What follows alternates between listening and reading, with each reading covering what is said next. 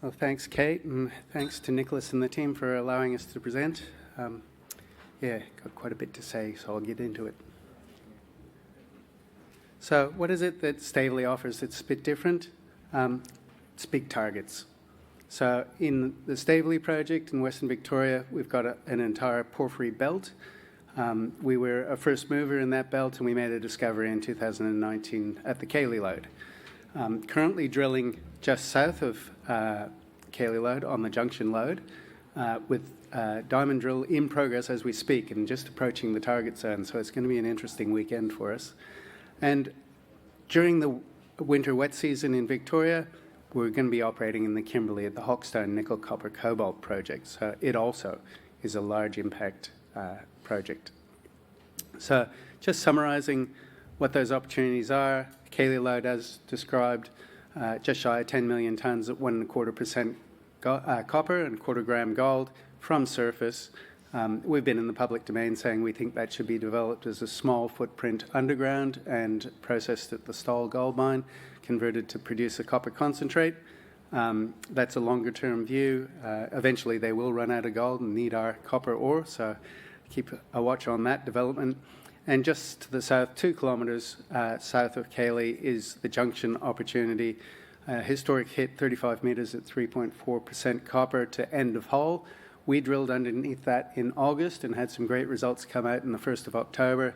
I'll go through those with you. And we're currently diamond drilling underneath that with an intercept depth of about 200 metres. So the drill is down at 208 this morning and sort of target depth 225.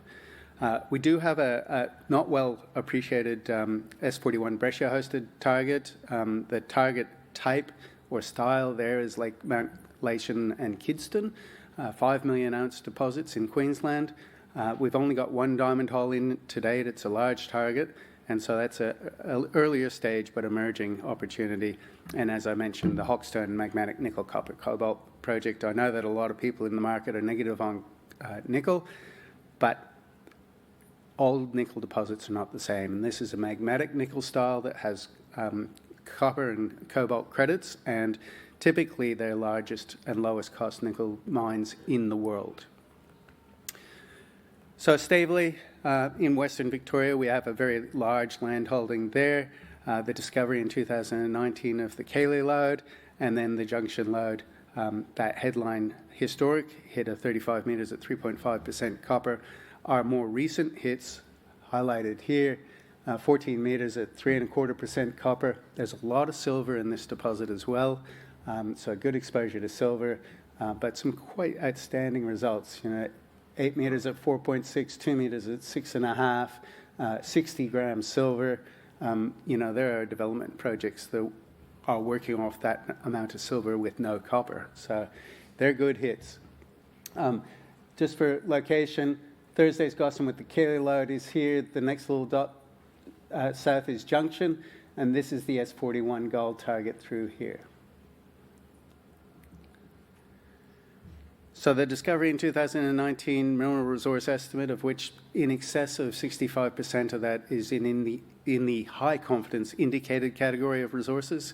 But we have a chalcocite blanket, a little small VMS near Ararat for a total resource of almost 30 million tonnes at 0.75% copper. So a large endowment of copper in terms of 200-odd thousand tonnes of copper, 100,000 ounces of gold, and a shed load of silver in terms of millions of ounces. Junction, locationally, here we are, Cayley Lode through here, that's the 10 million tonnes. The coloured dots here are soil auger copper results. This is the Junction prospect here. We're drilling off Stavely Road, which is right here, drilling into the deposit located here. But note this great big copper anomaly here. We call this the Junction porphyry opportunity. And really what we're doing at the moment, we're drilling under this discovery area to try and get some structural information to inform how it is we're going to attack this one. So previous drilling in the area was, as you can see on the screen, with the drill traces from every which way. No one really understood the orientation of this mineralization, so we've come in and we've drilled it in August, got some very visual copper minerals, copper carbonates, greens and blues, and this little sieve here, that black stuff is actually this blown up. That's chalcopyrite coated in covalate, which is like a real royal blue. So very, very visual sort of intercepts, and of course then a list of numbers that are really compelling in terms of grades, 2s and 3%, up to 6.5% to 7% copper, and very high-grade silver, as mentioned. So the interp really is that we've got a sigmoidal tension gash between two north-south structures. We're sitting over here drilling into that section there. It may have been on the previous slide. Sorry, those colours. There you go. There's the colours. This hole nicked it in here. We put out a visuals announcement last week. This hole is in progress and literally just meters away from the target zone at the moment. So the structural interp, but we believe there's a number of these things, and the evidence is that rock chip float going up the hill in this direction, on the grid. Ironically, no gold in the drill intercepts, but 7.5 grams in rock chips on the drill grid. So I don't understand that, but it's certainly in the system, and maybe we'll see it at depth in the drilling that we're currently doing. But a number of gossinous material up here, so we think there's a lot of repeats through here. So that's drilling under the main zone that we've identified here as the first step, and then we'll start drilling underneath these other ones as well. But the big prize is this big anomaly through here. It corresponds with a magnetic feature, 1-for-1 on that anomalous copper and soil geochem. So this program that we're currently conducting informs how we go about attacking this one, probably early in the new year, and that's a big prize.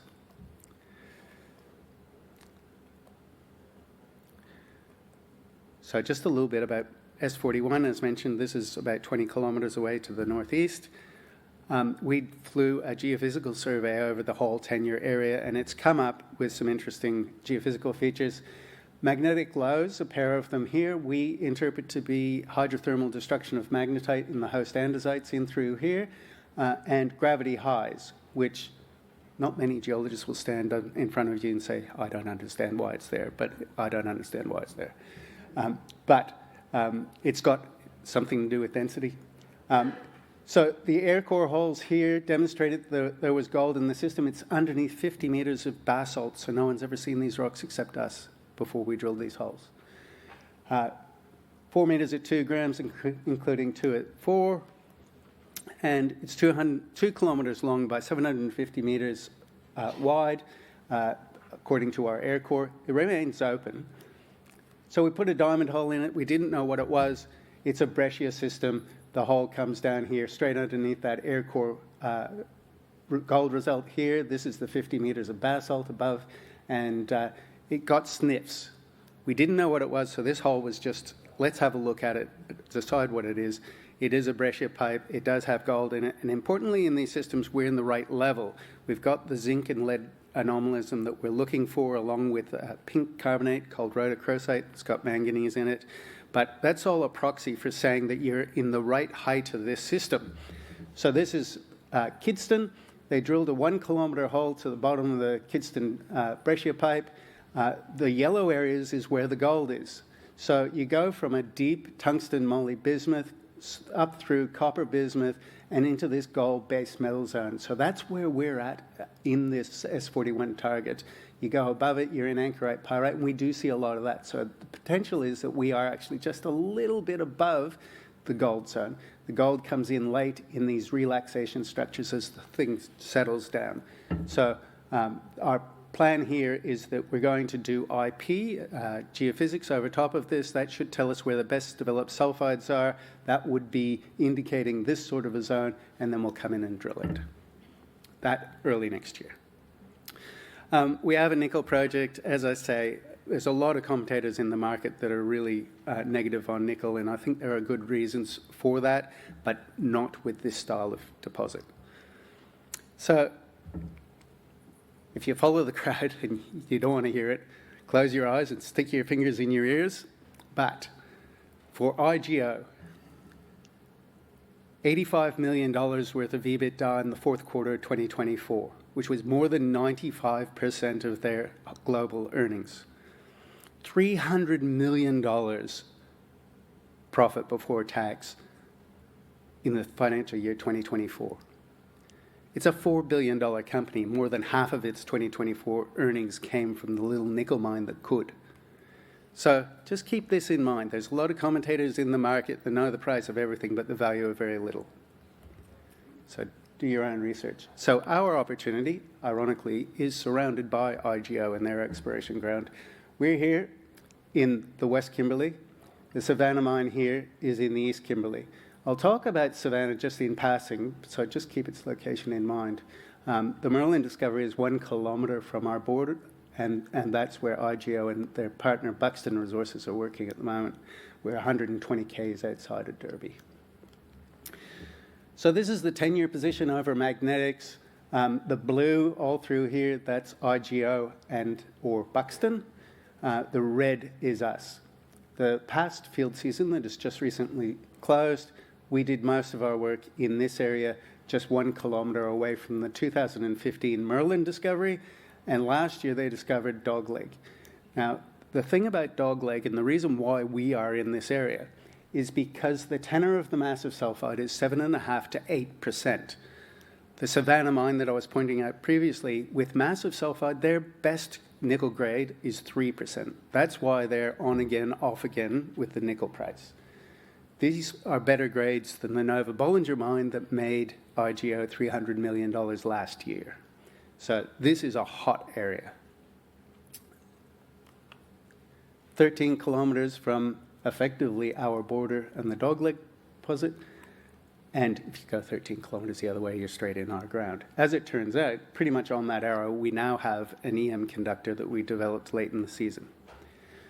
We flew gravity over top of this, big magma chamber. That's what you need to host one of these deposits. The sulfides are heavier and they fall to the bottom of the magma chamber when they come in. And so that's really pretty simple structure.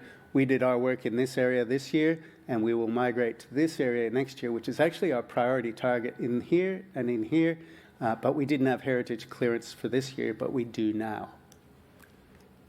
This is a little bit busy, but the pink is the outline of the magma chamber. The green lines are the EM lines that we did in here this year and that we propose to do next year.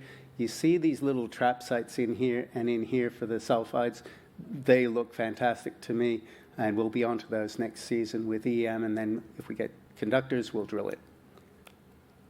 And here is the conductor that we generated from this year's season. We have to extend that line and do infill lines, but it's on 4 stations, so we believe it's genuine conductor. So the work program, it's quite busy. As mentioned, we're currently drilling at Junction, so this is the diamond drilling going on here. I hope to have access to that Junction porphyry with the informed view of what the structural controls are on the Junction mineralization in here early next year, and then the second quarter diamond drilling under that Junction porphyry. S41 has said IP to figure out where the best developed sulfides are, air core drilling through that basalt cover, get some results, and then diamond drill it, presuming that we get some gold in these results. Another prospect I haven't really spoken about, Tora Road, 15 metres at 1.3 grams, never followed up, and we needs a diamond hole to test a gravity target. At Hawkstone, that big program of moving loop geophysics, the season starts around the 1st of May. In here, it's too damn hot up there at the moment. It's too damn wet in Victoria to work during the winter. And so RC drilling of VM targets and a co-funded WA EIS program for a deep diamond hole to 800 metres on any deep conductors. So with 59 seconds remaining, we've been belted around in the market. We have a resource that's almost 10 million tonnes. We have a market cap that's about $12 million. We've got about $3 million in the tin. So rough numbers, we're worth about $1 per resource tonne for a 1.25% copper and a 1/4 gram gold from surface. We're cheap as, and we have high impact exploration programs in both nickel, copper, and gold. So thank you very much for your attention.